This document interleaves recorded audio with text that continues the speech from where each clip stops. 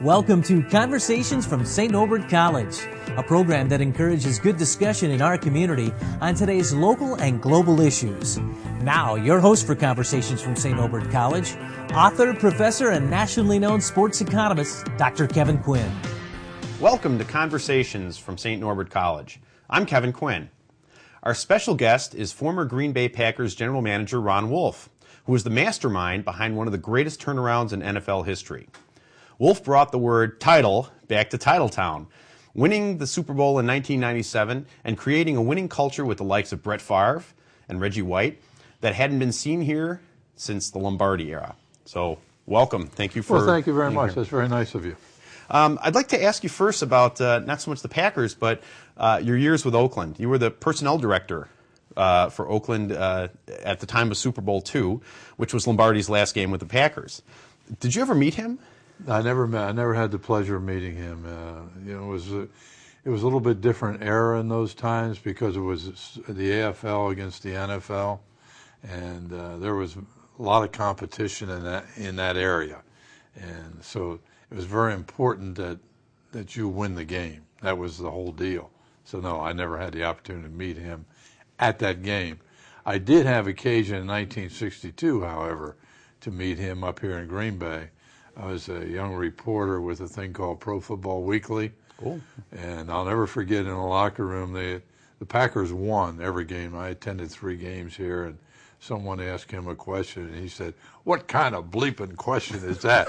So, I mean, there's no question who ran the Packers.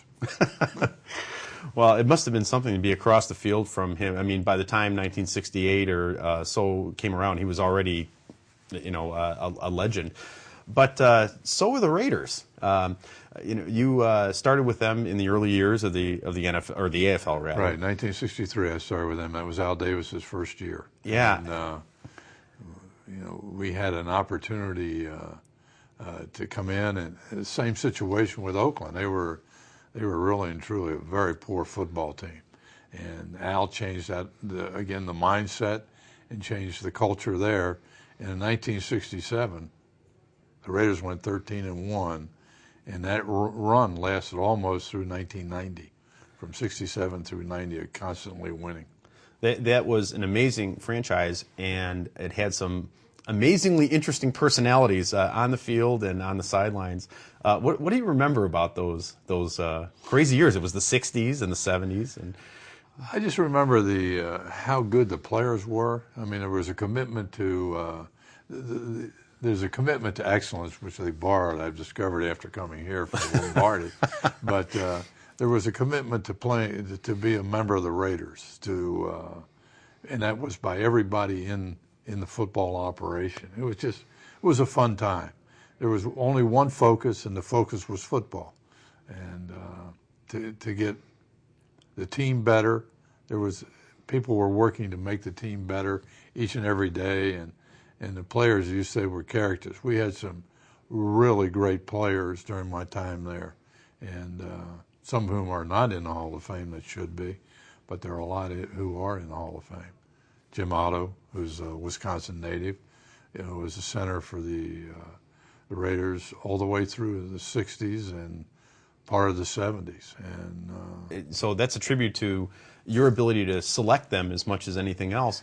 It seems that you guys and maybe a couple of other teams in the 1960s were considerably ahead of the rest of the two leagues at that time. You obviously had processes in place that could identify the kinds of players that you could train to be great players.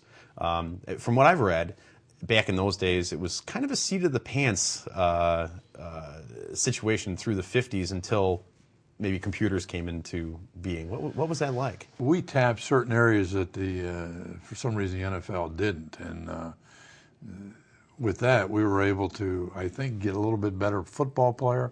And they all matured right around that 66, 67, 68 time period. And suddenly, you're talking about Kansas City and the New York Jets. Suddenly they came on the scene and were really good football teams, We couldn't make it. We couldn't get over the hump. And I think one of the big things was losing to the Packers in that Super Bowl. We played them pretty evenly at the outset, but a Donnie Anderson punt was mishandled, and that opened the door, and the game was over. I've read some stuff that's kind of entertaining about the fact that the AFL did a draft of the same players that the NFL would do a draft of, and then they would compete over trying to sign those players. And I'd heard that the NFL would actually assign minders to the people that they would draft, and that must have been an interesting time throwing money. It was an interesting time because you walked around with suitcases full of money and tried to convince a guy to sign with you. You forget about that now because everything's like a common draft and all that. Those times were a lot of fun, and I think there was respect though between the leagues, respect between each other. Those of us that are out there doing that. Now, maybe once a game started, that was a little different. But when you had to go out and be a part of that, the recruiting process and all that, a little different. Well, from all those years of success that you had at the Raiders, you made the decision to go and join the Tampa Bay Buccaneers that were an expansion team at that time. And that had to be quite the culture change that you experienced. It was, and I think primarily because with the Raiders, it was all about football, and then suddenly you come into an expansion franchise, a little bit different, new to the area. I'm talking about football was new to the area. There was an emphasis on money, putting people in the seats, and that took a little part of education on my part. Plus the fact that our first 2 years there, we were not very successful. We lost 26 straight games. And finally won 2. But in 4 years, I'll say this about the Buccaneers. In 4 years as an expansion team, the Buccaneers did something no other expansion team ever did. They were playing in the championship game for the right to go to the Super Bowl. And until free agency came into being here in the 90s, that had never happened before. Not with the Cowboys, not with the Bengals, you name them. They didn't have them. Vikings, they were not able to accomplish that. So that 0-26 record kind of gets to my craw a little bit because I know that the Cardinals, as a franchise, lost 29 straight games in the 40s. But for some reason, whenever you see that, you see 0-26 Tampa Bay Buccaneers.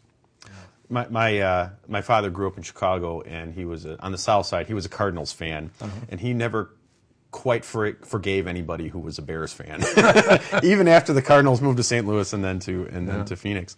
Yeah. You're watching Conversations from St. Norbert College. Joining us is former Packers general manager Ron Wolf.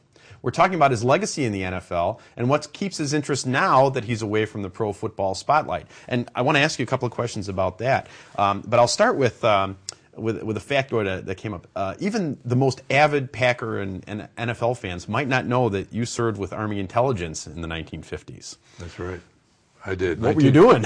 I was in the intelligence office of the U.S. Commander of Berlin, 1958 and 1959. And at that time, Berlin was a tripartite city. The French, the British, and the Americans had it, and the Russians. It was always a tripartite talk. We were the French, the British, and the United States. Then, of course, the fourth country was Russia. And we were in Russian territory. We'd drive to work, and you could see the Russian tanks right across the street, lined up, looking right at you. And that was also an interesting time, but you didn't really think about that because in the intelligence office, we were supposed to gather information about what was going on in and around Berlin. And one thing comes to mind. At one time, the Soviet bloc, Poland, Czechoslovakia, and East Germany, Russia, they had 500,000 troops within the perimeter of Berlin. We didn't know about it.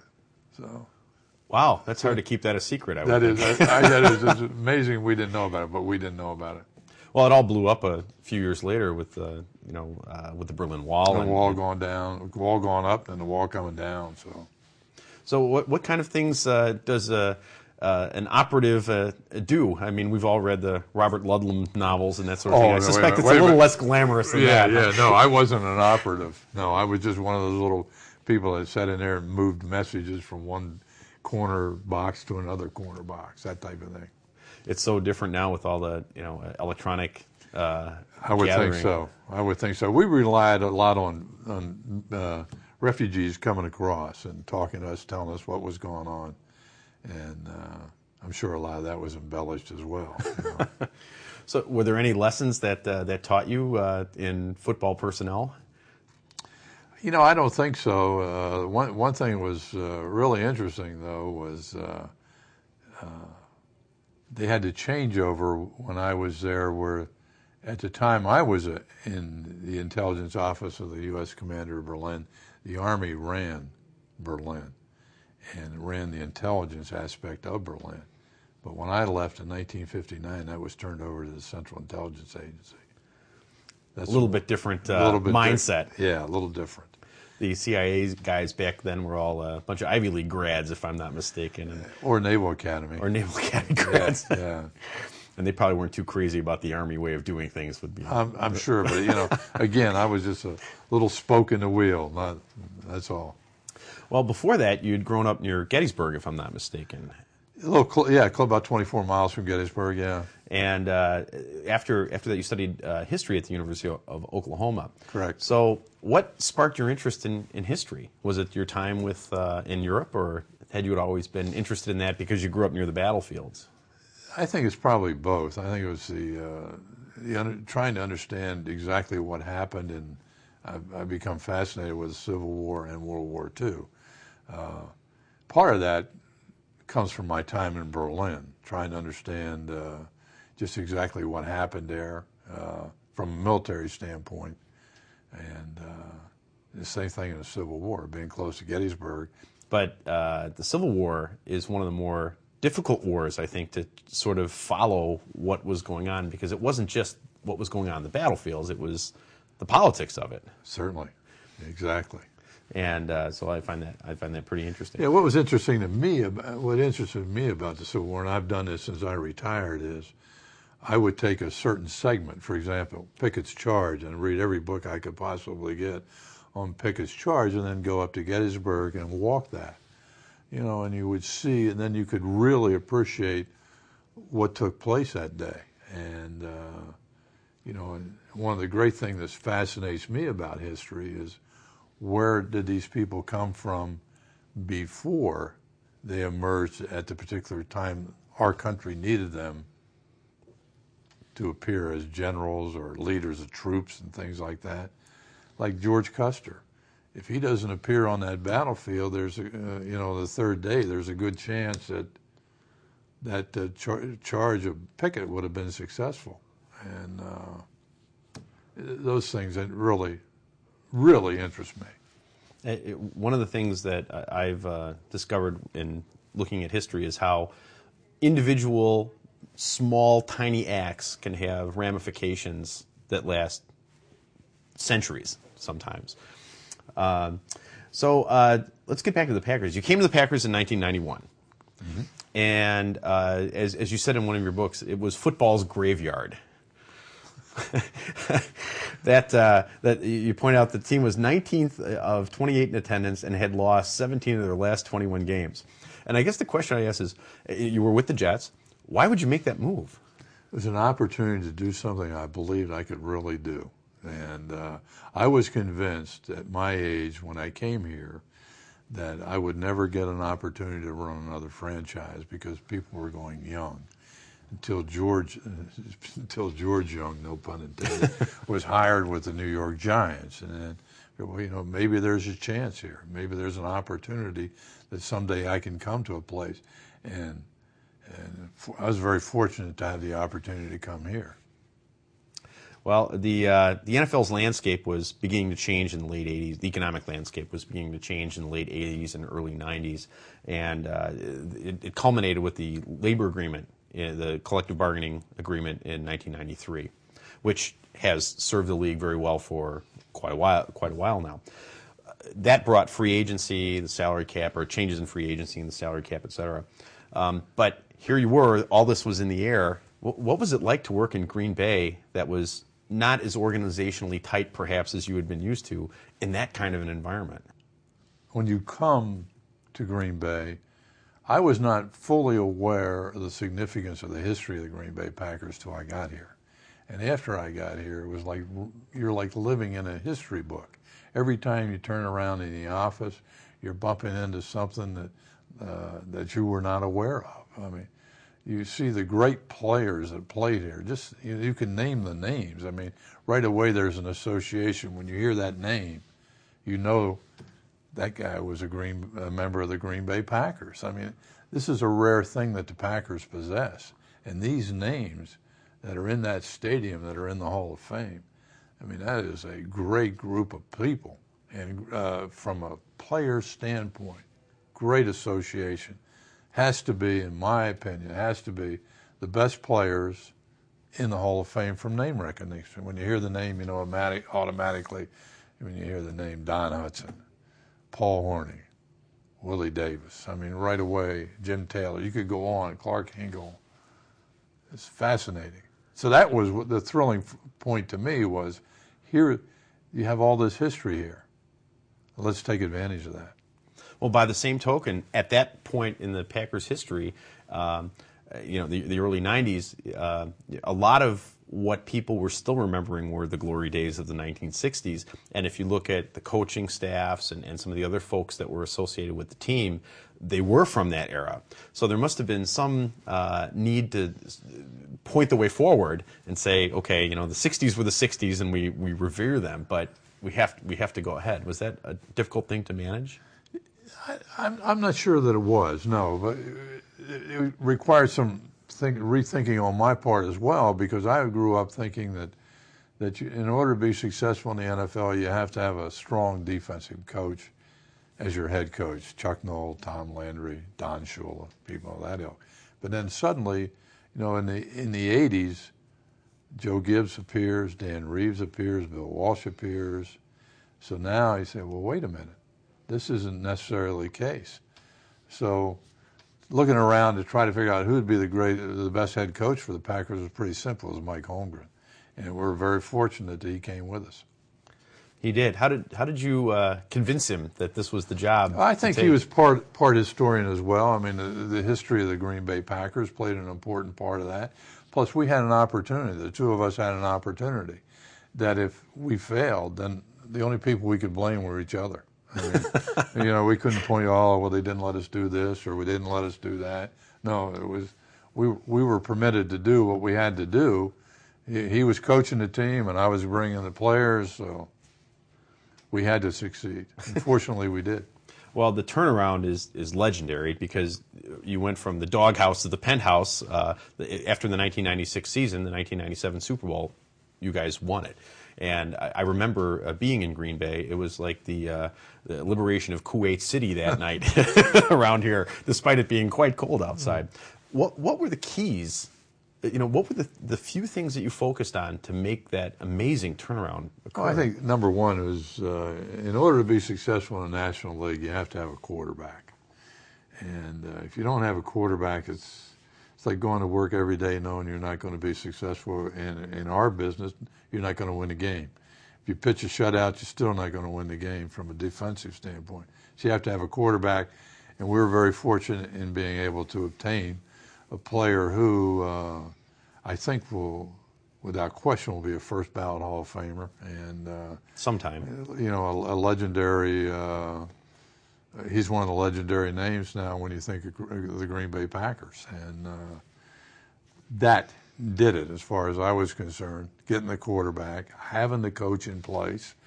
And then we had to get facilities that would, now we're talking about free agency here, the free agency period, getting facilities that would enable us to compete in a free agent market. And we did that with the building of the Hudson Center. They improved the locker room, basketball courts, things of that nature inside, so that when a person came to Green Bay, we asked one thing of the guy: we want you to be a professional football player. That's all. And by and large, we were able to get those types of players. We didn't have any guys causing too many problems, as I recall, and they were committed to one thing: that's making winning football and winning for the Green Bay Packers. Well, let's talk about one of those players. Baseball has the Lou Brock for Ernie Broglio trade, and football has the 1992 Brett Favre for a draft choice, who turned out to be the famous Tony Smith. Tell us about that deal. That was one of those things. When I came here around Thanksgiving in 1991, and the first game the Packers played when I was named general manager was in Atlanta against the Falcons. And I had a good friend there that I worked with for a long time in Oakland, Ken Earrock, who was running the Atlanta Falcons.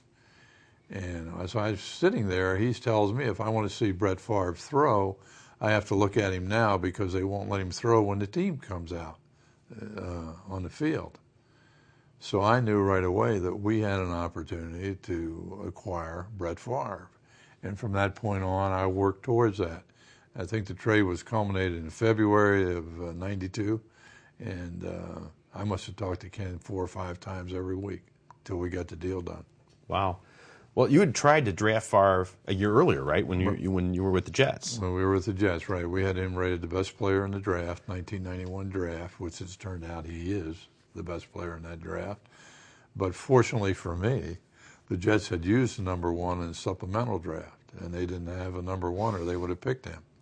Wow, history would have been a little bit different. It would have been a lot different, yeah. Had been the case. But the question I think that a lot of people would want to know is, what did you see in a quarterback from, admittedly, a second-tier D1 school that had some success on the field, but maybe had some other issues? He had some injuries. He was in a car accident. What did you see there? I think what I saw was that when he came on the field tilted in his team's favor. That's what I saw, or that's what I thought I saw. And every time I saw him in a key game, I'm talking about big-time competition now, his team competed and darn near won and upset a couple of teams as well. And I had occasion to watch him play in the East-West game. He quarterbacked the whole game. I don't know whether his team won or not, but he played outstanding in that game. I had an opportunity to see him as a member of the Falcons play a scrimmage against Seattle in Portland, Oregon, and he was sensational in that game as well. So I found it very difficult to believe. Every time I saw Brett Favre, he was exceptional, and not good, exceptional. So that's why I made the deal. Well, now you're a little bit removed from the Packers, and you had an opportunity to watch the rather nasty divorce between the team and the team he will forever be identified with, and himself. What did that feel like to watch that from a distance, having all that history? Well, I was fortunate. I was away. I was overseas at that time when all that was taking place. Fortunately for me, but it's kind of difficult for me. But let's face it. I mean, it's over. The Packers are in good shape at that position. I mean, they have an outstanding young man quarterbacking them, and Favre is a football player, and he's playing football, and I think that's it. Into his grandparent years. Yes. Did you see that in 1991? No, I didn't see that either. I didn't see that. Well, there was somebody else that you saw that will also be identified with the Packers' success of that era, and that's Reggie White. And at the time, free agency was still a pretty new thing in the NFL, especially that kind of free agency. And how did you convince Reggie to come from, from Philadelphia to Green Bay? We did a great job of recruiting. Ray Rose was outstanding in that. Mike Reinfeldt did a wonderful job of negotiating a contract with his agent. But I think the fact that when Reggie White came in here, Reggie White was picked up in an SUV. He was taken to the Red Lobster and had catfish. I mean, that was kind of it, And when he was shown what was expected of him, and the one thing I thought was really interesting was he asked the lady at the Red Lobster when he comes, if he would sign with the Packers, would the fish be filleted? And she said, certainly. So maybe that played an important part in it as well. Well, it was quite a gamble, really, if you think about it. It was a 4-year, $17 million contract for a 32-year-old player. Now, he had tremendous success, but the free agent signings, as we found over the years, are not always guaranteed. Yeah. Did you feel like that was going to be a gamble, or were you really confident that was going to work out? No, I didn't think it was that big of a gamble because he's what we needed. We needed somebody to make our defense, to be identified on our defense, and Reggie White was that person. And I think in the history of free agencies, there have been 2 defensive players that have been outstanding, and that's been Deion Sanders and Reggie White, and we got one of them. Wow. Can you imagine if Deion Sanders had also been here at that time? That would have been kind of an interesting experience. But I don't think that would be possible. We didn't have enough money. You couldn't talk Atlanta out of him for another draft choice, I guess. Yeah. Not so much. What do you think? Obviously, one of the things that personnel directors do is the draft, which is always an iffy thing. And as everyone who plays fantasy football out there knows, that the thing you really brag about are your sleeper picks, the ones that nobody else saw. Aside from Favre, what are the ones that you remember the most as your greatest sleeper picks? Oh, geez. I'm not really sure about that. I think, we had, I get credit for a lot of things, and there are other guys in that room that put the draft board together that make certain suggestions and understand why guys are up and down. I think Dorsey Levens would be one of those players. I don't want to miss somebody, though, by just mentioning there's one out there right now that is still playing for the Packers that is the all-time leading receiver in the history of the Green Bay Packers, which is incredible. 7th-round pick from Alcorn and Donald Driver. And, he's just an amazing guy. Alonzo Highsmith recommended that we take him, and we looked at him, and he was a good player. Now, had we known he was as good as he was, he would have not been taken in the 7th round. He'd been taken a lot sooner. But the fact remains, that's part of the process. There's an old saying in football: don't deviate from the board. I'm talking here the draft board. Don't jump up and down. You spend all your time focusing on that.